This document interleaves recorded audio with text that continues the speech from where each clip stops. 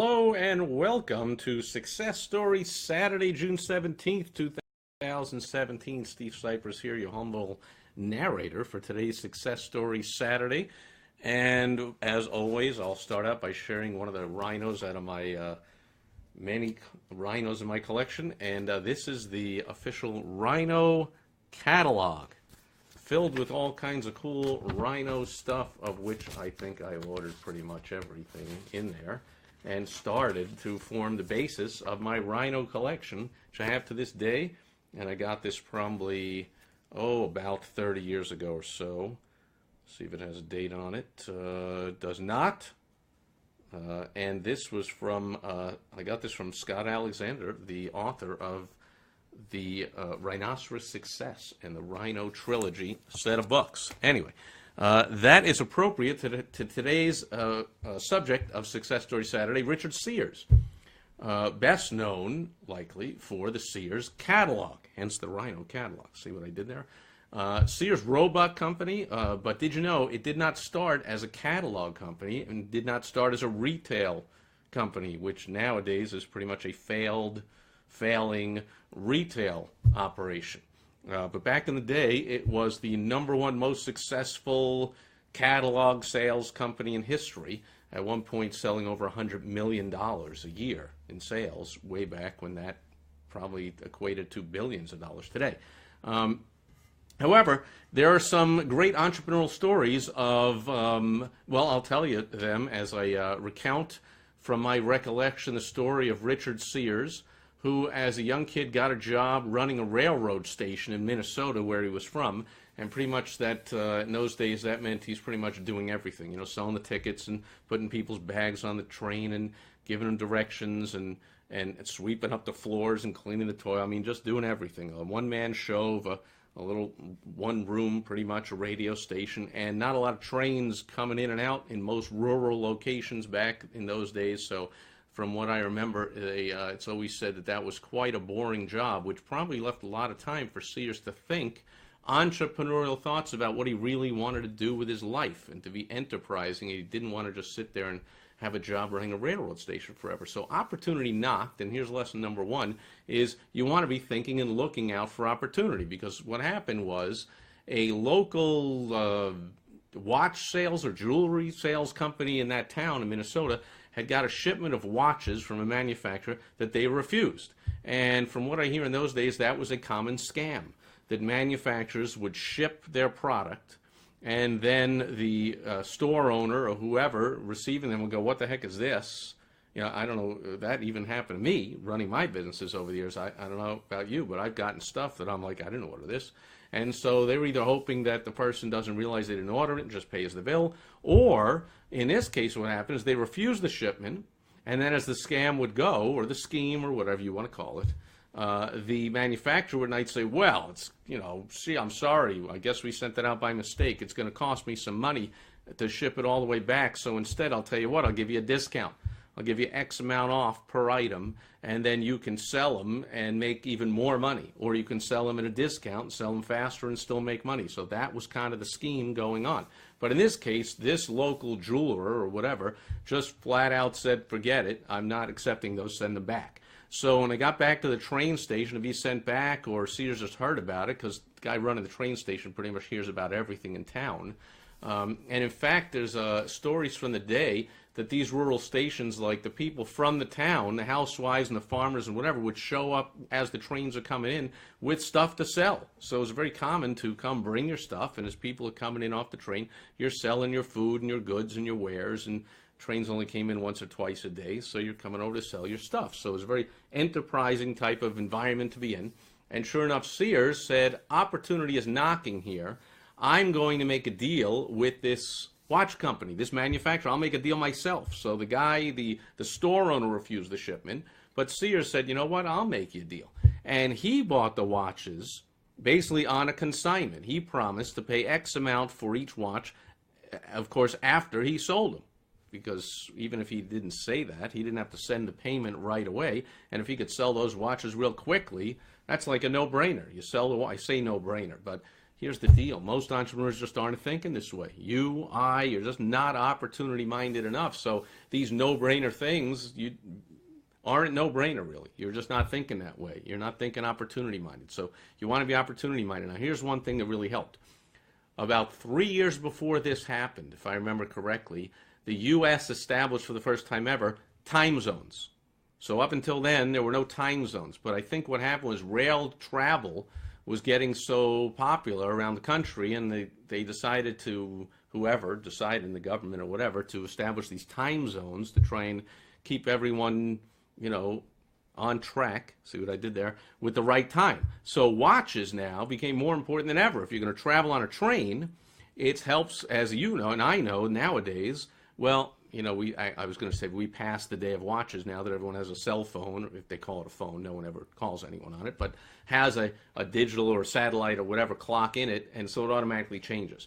But I still like to travel and not change the time on my watch or even on my phone. I don't send it up to the automatic time change thing, so I probably don't even know how to do it. So I like to keep it on my home time so I can keep straight with my schedule of calling clients and getting calls, and I'm on my schedule. And then I'm just thinking, this is 2 hours different or 3 hours ahead or one or whatever, and when I get back home, it'll be this. And so I don't change the time. But here, if you're traveling by train, it would help to have this watch to know what time it is because the time zones are always changing. Make sense? All right. Hey, let me thank some people that are here. Rich, Alex, Jim Palmer, Captain Jim. Love it. Sold his home, lives on his boat, having his dream life. Is that not a dream business owner life or what? Phil Breakfield's here. Melissa, Donna. And Phil says, I got the no-brainer thing going for me already. Yes, but I got it first, my friend. So here's the deal. Sears said, I'll make that deal instead of the store owner didn't. And he goes, I can sell these watches. Because people, I'll just tell. And second of all, a watch was seen as like kind of a luxury item. Kind of like, if you're in the rural, back in those days, the rural area, someone seen to have a pocket watch was a sign of like, affluence. You're somebody. So, he was good salesman, had good salesmanship, which later, as I jump ahead in the story, to which everyone knows, spoiler alert, he was a great copywriter. He was great at writing words that sell, and he wrote, as the story goes, all hundreds, 500, 1,000 pages of the catalog. He wrote every page of it, sold every item in there for tens of millions of dollars worth of sales. So he said, I can sell those watches. Here's a brilliant thing he did. He wrote a letter to the other station people running, the station managers or whatever they called them, all the ones that he knew or just the ones in his company or all along the area, whatever it did. He wrote letters to other station managers, probably after he sold that first shipment, and said, hey, man, I sold these out in like one day, and you can make X amount of money. And so he got them, made a deal to get them from the manufacturer, marked them up a little bit, sold them to the other station managers, or whatever they're called, and then they marked them up a little bit and sold them to the passengers on the train and the townspeople who would come to greet the people at the train. So everyone's coming, he's selling the watches. So this was a cool business, and then he said, let's make this really big. And he quit his job running the station and said, I'm going to start this catalog business, and I'm going to start to sell these things by mail order, which back then was in its infancy. Another great lesson for entrepreneurs. What do you see right now that's in its infancy that could become huge? So that even if you are a very small player in the world of robotics or artificial intelligence or drones or 3D printers or all this self-driving cars, all this amazing technology that's happening, are you just sitting there and going like, wow, that's amazing? Or, boy, I remember the day, I needed a driver's license to drive a car, or I still like calling from my rotary phone, or what? Or are you looking and saying, hey, let's jump on the wave before it's starting, so when it becomes big, I can be riding that wave. That's what Sears did. He said, hey, mail order's just starting, and let's do some mail order here. And again, he was really good at selling, so he wrote it down. He became good at selling by the written word, started adding more items to that catalog. Jewelry, I think, was the first thing, and then eventually, they even sold they're famous for selling lots of houses, prefab houses all over America. Sears is selling houses. In other words, just selling anything. And became the #1 biggest catalog, most sales in the world, Sears. One of the richest people in the world, one of the most successful entrepreneurs. But it started out with being opportunistic and saying, hey, time zones just started. Watches seems to be something that people are going to want now that there are time zones.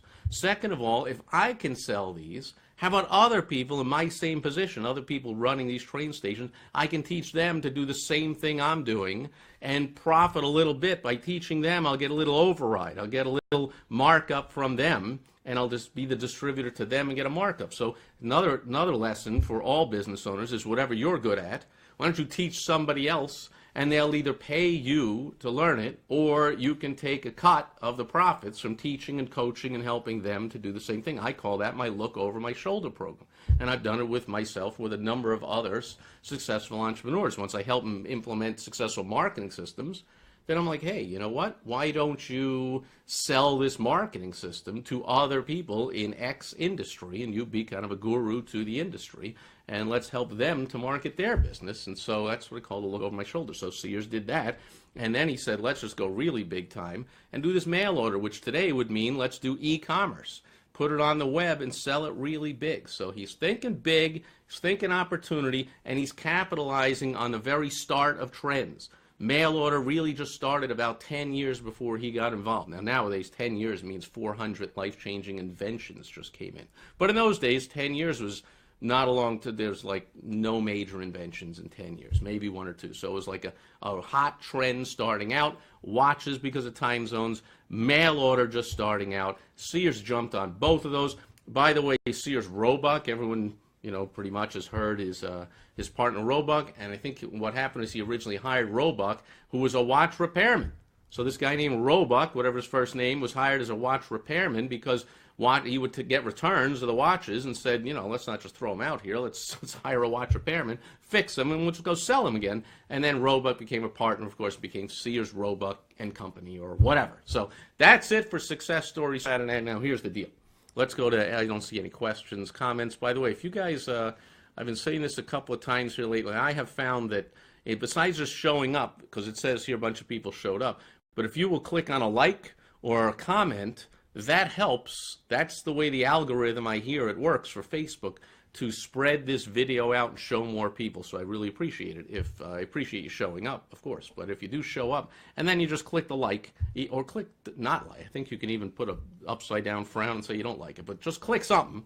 There you go. See, thank you. People are clicking stuff. Thank you very much, people. So just click anything and comment anything. Just say hello, or you suck, or that was good, or that was bad, whatever it is. I think it just, as long as there's engagement, Facebook is saying, hey, people are engagement, good or bad, I'll take it. Let's show it to some more people. So appreciate it. All the likes. Rich is saying Mr. Amazon is the current Mr. Sears. That's an excellent point for a future Success Story Saturday. Jeff Bezos, the founder of Amazon. Here's one major difference, which I guess doesn't make a difference in the world of the stock market, where Bezos is like the second or third richest person in America. But Amazon, I think to this day, has still not made a profit.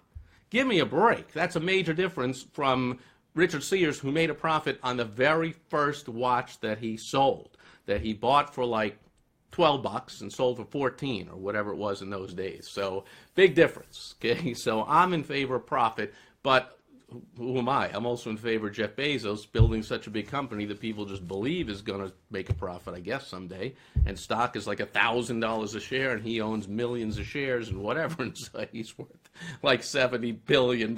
So yeah, that's a great point, Rich. Amazon being the e-commerce of what was the catalog sales back in those days. So isn't that what you want to think, folks? What's the latest technology you're seeing come out instead of just standing on the sideline? Why don't we think, hey, how can I capitalize that? And by the way, if you come up with an idea and you're not sure how to capitalize it, or you want someone to help, someone who can put my strength, is I'll put marketing systems into place to generate leads and sales, and so you can raise prices and make more profit and grow the business, then maybe you got an idea, well, let's partner up. So, I get these invitations and opportunity kind of contacts all the time. Send me a Facebook message, an email, Steve@Sipress, whatever. I'm always looking at opportunities.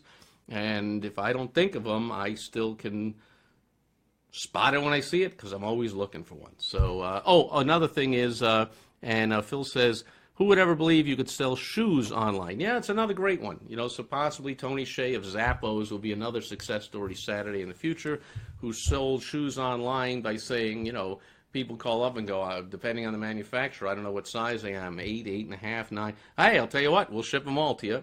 Just we'll ship you the 3 pairs, 8, 8.5, 9. You ship back the 2 that you don't like, free shipping both ways. I mean, who's, obviously people couldn't turn that down, and he sold that for however many billions of dollars to, did he sell it to Amazon or Google or whoever the heck, whatever. Someday it's all just going to be one corporation running the whole world anyway, isn't it? Anyway, speaking of Future Success Story Saturday, Phil, Rich, Jim, anybody else here that runs a business, I would like to feature you on Success Story Saturday in the future. So let me know if you're interested.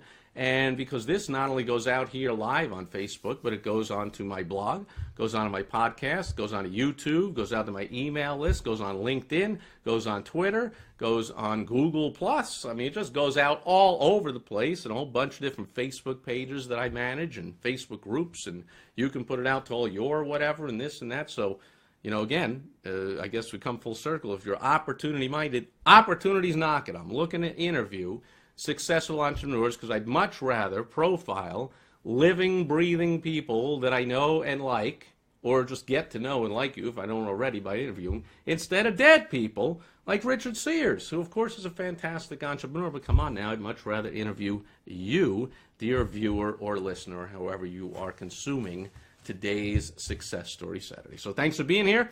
I'll be back tomorrow on Sunday Fun Day, Father's Day. Happy Father's Day to all the fathers out there, and to everyone who has a father. Happy Father's Day to all the fathers.